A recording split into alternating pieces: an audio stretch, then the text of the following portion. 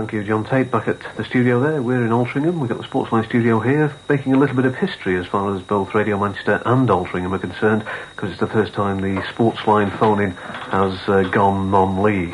And of course we're here because this afternoon it was the Challenge Cup semi-final first leg between Altrincham and Runcorn. It finished goalless, so I think we'll start off really with a couple of comments about that game. First of all, can we turn to the Altrincham chairman, Noel White? Thanks very much indeed for joining us on the Sportsline, and a quick comment about this afternoon's game, Noel.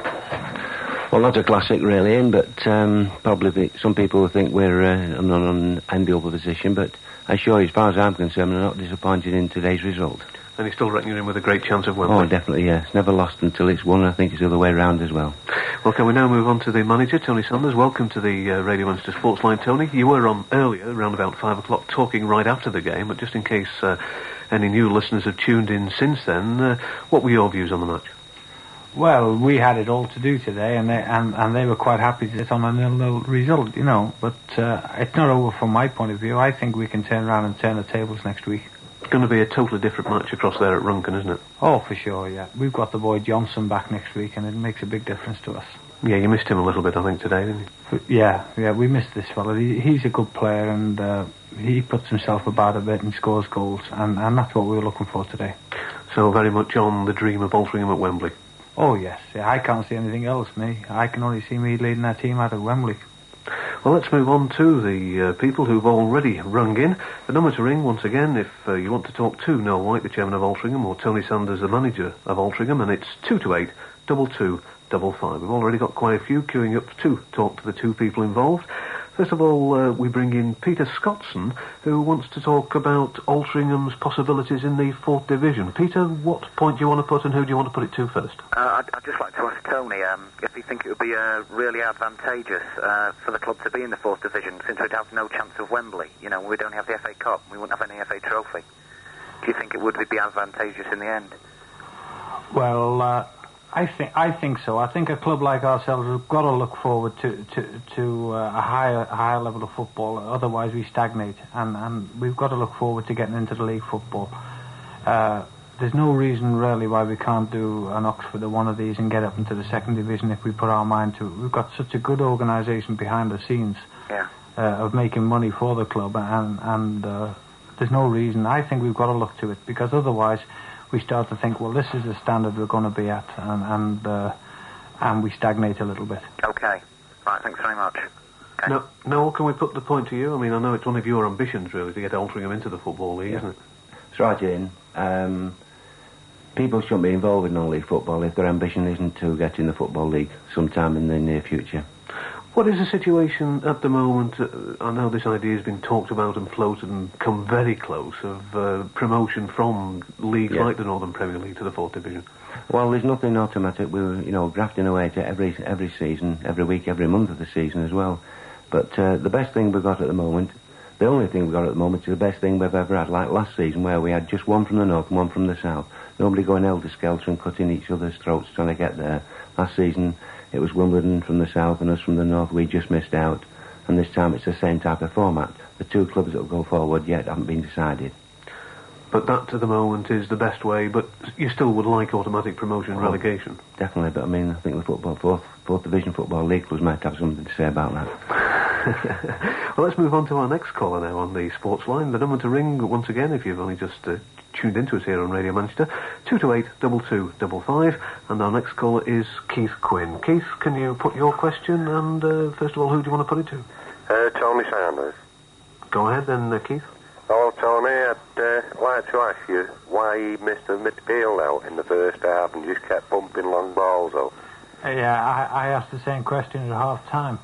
I think a little bit of tension gets into this game, and back players don't want to make a mistake anywhere at all, and they think that the best thing to do is get it away. You know, the only thing I can really say is that we are semi-pros, and the type of tension we got today was the same type of tension that United would get at the semi-final or Liverpool or anybody else.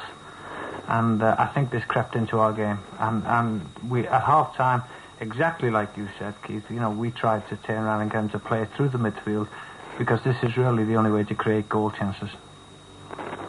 Any other points you'd like to raise, Keith? No, No, not really. That's okay. You sound a little bit disappointed. Well, I am actually, but it don't matter. It's okay. You reckon Altrincham can still do it at Runcorn next week? Well, they do it each year. I know play out. I know they can play. Keith, thanks very much indeed for joining us on the Sports Line. Yes, man. Thank you. Well, we're still waiting for our next caller, or at least I'm still waiting for the name from the studio. In fact, I've just been told it is Alan Thompson. Alan, glad you can be with us on the Sports Line. What question would you like to put? It's a question for Tony Sanders, again. It's about the substitution of John Rogers this afternoon. I wondered if he was injured when he was taken off, or was it a tactical substitution? Because the general opinion in the stand seemed to be that one or two of the other forwards were really out of touch. Well, Alan, on this one, you've got a right to ask, I suppose, on it. But John Rogers, at 8 o'clock this morning, wasn't going to play today. Yes. He had the flu. Mm-hmm. And he come in at half-time, and he just said to me his legs were like jelly. And I said, well, I'll give you 10 or 15 minutes and see how it goes. And you give me the signal if you think it's all gone.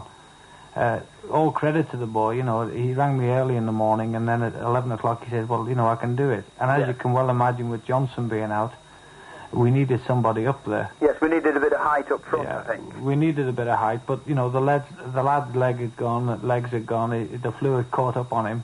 Yes. And there was nothing else he could do for us. No, well, he showed it. He didn't show it at all. He played very well while he was on.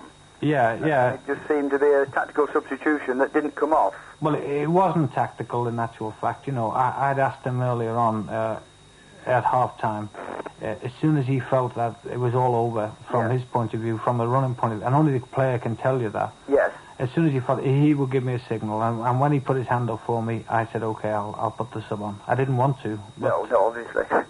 Thanks very much, Tony. Thank you, Alan. I'd just like to wish you good luck for next week at Runcorn. Yeah, and I'm sure we'll get it. Thank you. Bye. Bye. Alan Thompson there on the Sports Line, getting his answers from the Altrincham manager, Tony Sanders. On the Sports Line tonight, if you've only just joined us on Radio Manchester, Noel White, the chairman of Altrincham, and Tony Sanders, the manager. Most of the questions at the moment seem to be aimed at the manager, but no doubt Noel will be getting one or two pertinent ones in a few minutes' time.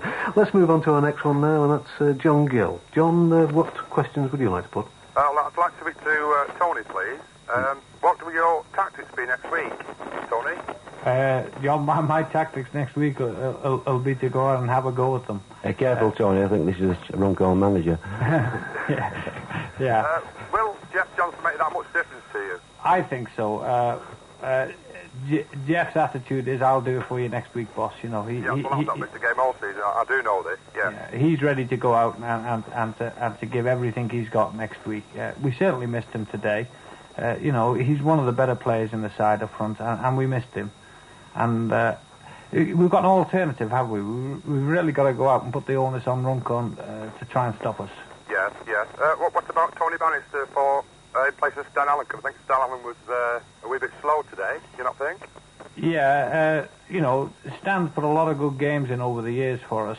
A lot of good games, and one of the advantages of Stan at this level, in the semi-final level, is he has no nerves at all. He's very experienced. Yes.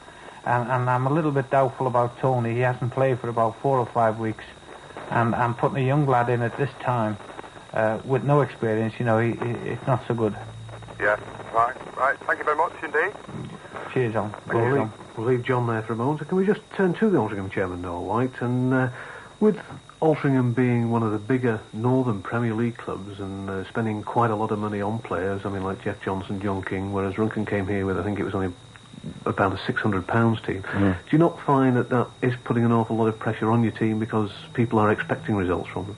No, well, you see, you put the nail on the head right away there, Ian, because you say Altrincham, one of the big names in non-league. That's quite true, of course, but unfortunately it puts us in rather a difficult position when we go looking for players. Tony knows only too well. When we go looking for a player, it's £1,000 before you've opened the door. We're a little bit gullible for success here at Altrincham because we all work very hard on the board to keep the club going and raising all necessary money to do the job right all the way through and support the manager. There's no such thing as a cheap player for us. Never ever will be.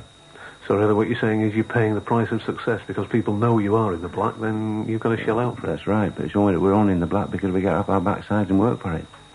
Yeah, this is the great thing really about Altrincham. I think all the directors have their bit to do, and they've got to do it, haven't they? Oh, yes, else they wouldn't be here on the board. We've got a large board with 11 members, 10 others plus myself, and we're all working for Altrincham Football Club with the ultimate aim of being in the Football League. It takes time, of course. Well, the next caller actually has got a question on finance, and that's Peter Hennelly. Is that right, Peter? Yes, yes. Can you go ahead and put your question? Right, thank you. This is at Tony again, I'm afraid, because I don't think we can ask any more than All White and the directors. But what I'd like to say is that we boast about our finances being good and fair play to them for that, for the effort all round. And yet we always seem to be at the back of the table in snatching up good players. Now, I had a word with Tony a couple of months ago on the bench, if you can remember. And I'm working in Liverpool, where they know very knowledgeable about football. And I heard it on the grapevine. There's a good lad. Is it all right to name this player? Yes, of course. Peter Horton, a young 19-year-old, 6-footer, strong lad, likes to run in the box. I asked Tony about him, and he said for some reason he couldn't touch the lad. I thought, well, perhaps he'd signed schoolboy or some restriction was on him. And then, blow me, we watched Wigan last Monday, and there's this young lad playing for Wigan, who I'm told they've snatched up for just a mere few £100. And at the time, when I put this to Tony, they'd had a wage cut, and we wasn't going for a big name. We were going for a young, up-and-coming lad. And referring to Jeff Johnson, who we sadly missed today, and his 26 goals, he could probably have 46 goals if he had somebody with him that's prepared to have a bit of graft in the game. And justifiably today, I think he was right in turning Rodgers off. And Mickey Brook, I would have liked to see him in the game much more like before than he was brought on. Yeah, well, Peter, as you can imagine, this is you think Johnny didn't have so good a game, and you wanted Brookie on. The earlier caller wanted John to stay on. But that's a matter of opinion. But if we go back to Peter Horton, I can't go into too much detail about this situation, but the boy was a non-contract player with South Liverpool, and unless South Liverpool are prepared to release him, there's no way we can approach another Northern Premier League club and sign a non-contract player, because that's the rule of the league. I see. What happened was that I did speak to Peter Horton with the permission of South Liverpool, and don't forget, he was trophy tied. There was no way he could play in this trophy till the end of the season. Uh-huh. And I was reasonably under the impression that he would be kept at South Liverpool till the end of the season. I see. And I got a rather large surprise when I found out he signed for Wigan. Well, I did too, yeah. Because Wigan had also approached him and been turned down on the same situation. I see. But the South Liverpool board, who were desperate for finances, must have thought, well, we'll grab the £150 or £200 or whatever it was, and we'll take it off Wigan, you see. And this is where the boy went. Yeah, pity. Anyway. Yeah, I think he's a good player as well. Yeah. And the only one more thing, if I may take another second to... am I cut off? No, you're okay, Peter. Carry on. In midfield, let's face it, we've got Malk Bailey, Johnny King, and Jeff Johnson. They're the three of the best things that ever happened to Altrincham since the mid-60s. And, we're a critical sort of fan at Altrincham, and we've come to expect a lot.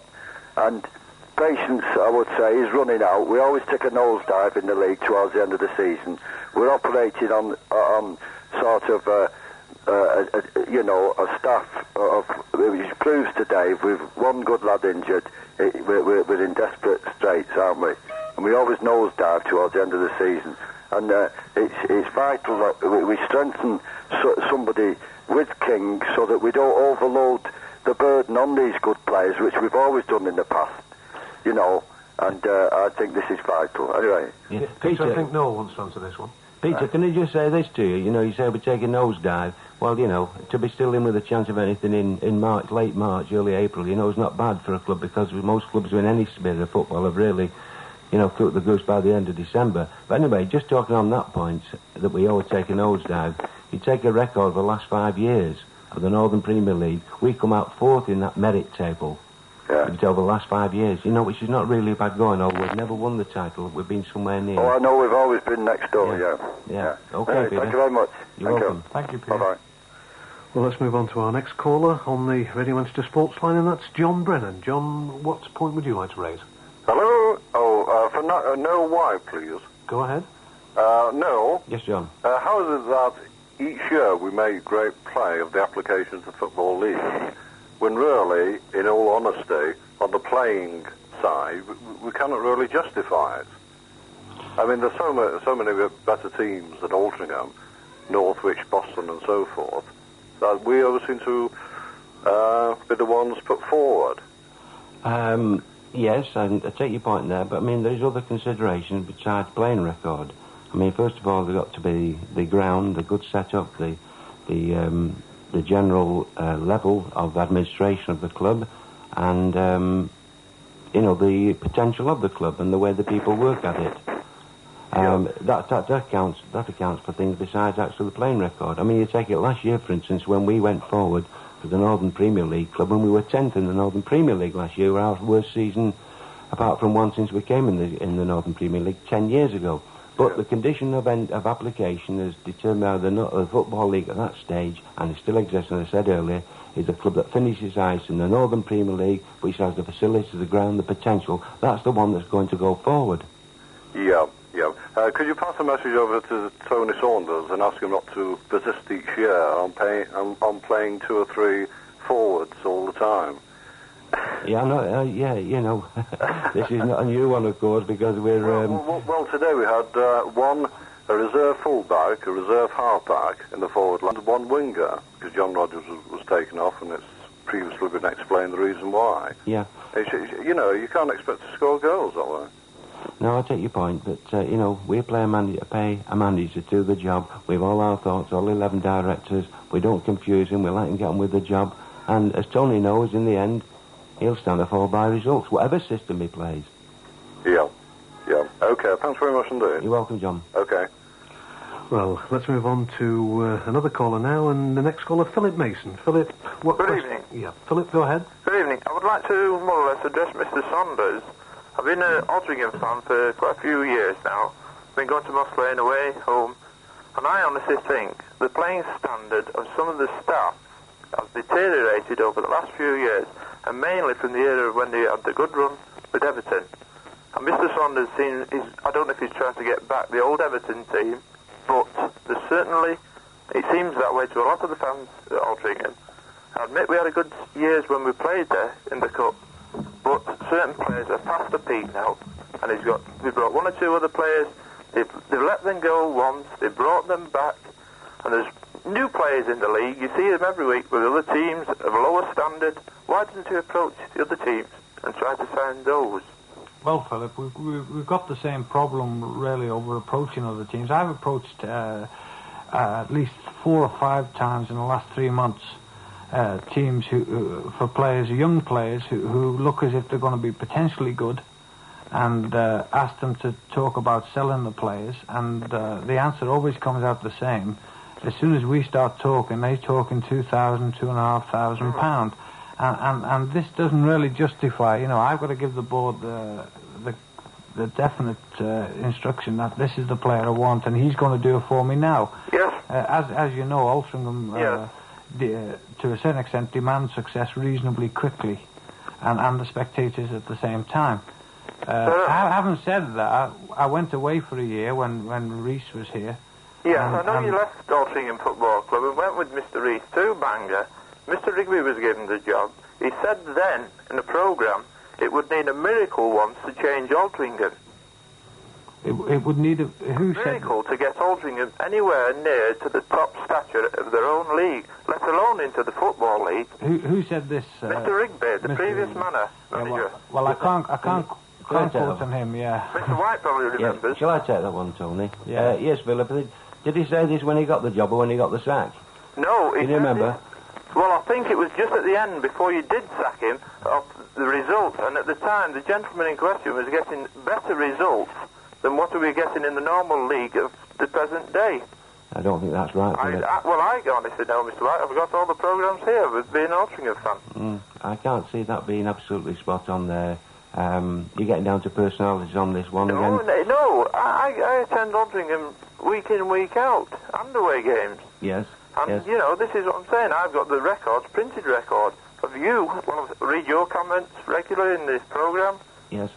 Well, what's your actual point then, Philip? We're going up, you're all talking at the present of trying to get Football League status. Right.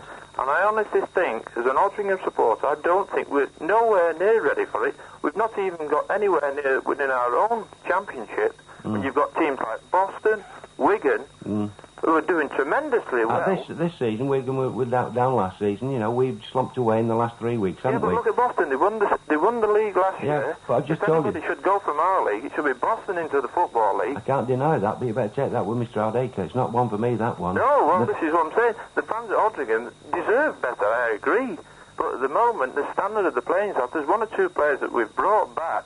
Personally, I don't think they merit sides in the Cheshire League. I can't agree with that one, Philip. You're entitled to your opinion on that one. Run a census in the club. There's many people in the stands and many people on the terraces. Yeah, you've got nearly 4,000 people days watching the game today. They're not reason happy. What was the home attendance last week against Barrow? Against Barrow? Yeah. The Glamour Club, nothing glamorous about that fixture, was there? No, but they played some good football, you must admit. Who, us? No, Barrow. Yeah, but we won 2-0. What do you want? Do you want success or do you want... Football's supposed to be an entertainment. At one time you're saying it's an entertaining industry. I've never... please the fans. Yeah, I don't agree entirely with that one. Football is one about success, isn't it? Winning. Football is a game of flair, skill, enterprise, everything combined. Right, and in the end... I think Altringham's got the flair at the moment. In the end, it's got to be success. Well... The final table will tell you what it's all about. Yes, well, next I agree. week, I'd ask Mr. Saunders what he thinks of the outcome of the return leg at Canal Street next week. Yeah, well... You should have asked him last week. He might have given you the win of the Grand National as well. Oh, no. Well, let's put it this way. I'll be going to Runcorn. I'll be watching, and I don't honestly think of cat and hell shots we've got to get there. I've not booked my ticket to Wembley yet. Yeah, well, Philip, I'll answer this one to a certain extent. You see, today, we were down a little bit up front from the point of view of forward striking power. Like we've said earlier, Johnny Rogers had the flu, a midfield player was pushed up, and a full-back was pushed up. Mainly because we've got players on the staff at the moment to fill these places, but because of trophy commitments with other clubs earlier on, when we were building for next year, they're not available. Now, what happens next week is, of course, we go to Runcorn and we've got Johnson back with a bit of luck. Rogers will be over his flu, and we've also got an availability of an extra player which we signed earlier on, and this type of thing next week is a different ball game altogether. I would think that the odds, although we're away from home, have fallen slightly in our favour. I've got a feeling, I don't know whether I'm right or wrong, but I think that they might have a player up for suspension anyway, one of their key players, and they could well turn the odds. And we're going to Runcorn next week, and I've got every confidence in myself anyway, and the team, that we can get a result at Runcorn. Well, there you are, Philip. I hope that answers your questions, both from Noel White, the Altrincham chairman, and from Tony Saunders, the Altrincham manager. They're the guests on the Radio Manchester Sports Line tonight. We're on the air till 6:30. Only about 5 or 6 minutes left if you want to get a call in. The number to ring, 228-2255. So let's move on to our next caller. That's Derek Derbyshire. Derek? Oh, hello. Yeah, can you put your point to whom you want to put it to? Yeah, well, I'd like to start with Noel. I think 4,000 people were conned before they got in the match if they all bought a programme at 15p. Could you tell me the reason for the normal programme being 50% increase? 50% increase? I think it's in keeping with the general charges made by the Football League clubs when they reach something high up in their competitions. It's still good value, I reckon, at 15p. Is it normal to give a better type of programme when it becomes a semi-final or a souvenir edition, have you called it? Possibly so, but I still think you got value for money there, Derek, at 15p. Do you? I do, yes. Compared with what there else is in non-league. I mean, you see on the front of our programme, you say the best value in non-league football. And going around all the non-league clubs in the country, I think we're right in putting that. I think personally, with a lot of for supporters, you were penny pinching, but that's another point. Because the performance on the field was a con as well, wasn't it? A con? Yeah. Well, we set out to do that, didn't we? What, at home? No, we didn't. I'm not going to pass the book on this one, but Tony's answered that in his previous reply to his questions. Yeah, but not very satisfactory, one would think. No, we're not completely happy at all with that one, like you are not. But we're not disappointed to go into the second leg with nothing. It's still a draw, isn't it? Yeah. At the present stage, and we've got to be thinking now, get everybody else in the frame of mind, the supporters, the players, and even the manager, but he doesn't need that. That we're going to get a result at Runcorn next time. We've got to be working on that. I hope you're right, but I think there's a lot of rethinking, a lot more fight and spirit required. Particularly up front, I think I would agree with you. Is it possible to have a word with Tony? Sure, yeah. Yes, go ahead, Derek. It's difficult. I know we shouldn't name personalities, but then again, as you say, they are semi-professionals, so they are getting paid, so they've got to be able to take some stick. Do you agree? Oh, so yeah, I give them stick when they need it. I see. Well, what I'd like to know, and I'm getting to personalities, when did you last think that Johnny Davison had a good game for Altrincham? Well, this is a difficult one. I think Johnny Davison's been one of my better players over the last 2 months. In fact, one of the most improved players from early on in the season. And this is reflected. I know he had a bad time, and I know supporters in certain parts of the ground don't particularly like Johnny Davison. But from my point of view, from what he's doing for me, he's had a good time over 2 months, you see. Now, I don't want to get into an argument on that because that's a matter of opinion. Yeah. But if I can go on to the other thing about the performance today, which you said earlier on to Noel, you've got to take into account that this is a very, very tense, nervous time for players. Yeah. And even if they're pros like Man United players or Manchester City or Liverpool, and they're playing in the semi-final where Wembley's the key, and they live for that, where Wembley's the final product, they're going to be tensed up. And I've never yet seen a very good football game at a semi-final myself. And I've been involved in 3 or 4 semi-finals at this level. And it really hinges on the result, and I think we can get the result at Runcorn on Saturday. I don't particularly worry if we don't play particularly well at good football. I think our spectators and myself are really concerned about getting to Wembley, and then we'll attempt to play the football. Semi-finals are difficult, and there's a lot of tension. There's a lot of tension in the boys, but I think now, with it 0-0, we know we've got it all to do. And I think that tension might drop a little bit, and a little bit of pressure goes on Runcorn. And especially with us getting 1 or 2 players back into the side. Well, we've just got about 3 minutes left, I think, so we'll try and squeeze in 2 more callers, and the first of those, Stephen Lee. Stephen, could you put your point fairly quickly? Hello? Yeah, go ahead, Stephen. Could I speak to Mr. White, please? Go ahead. Oh, Stephen. I'd like to ask you about why the prices were put up today. That's a mutual thing that the clubs agree between them at the level of the semi-final tie in the FA Trophy competition, which is a national competition. Yeah, I would think it's not very much of a reward to supporters who follow them all season. You see, you've got the thing is the split of the gate as well. There's not a lot of money in it for the club because there's a 4-way split on that gate. So, but you paid, what did you pay to come in? How old are you? I'm 16.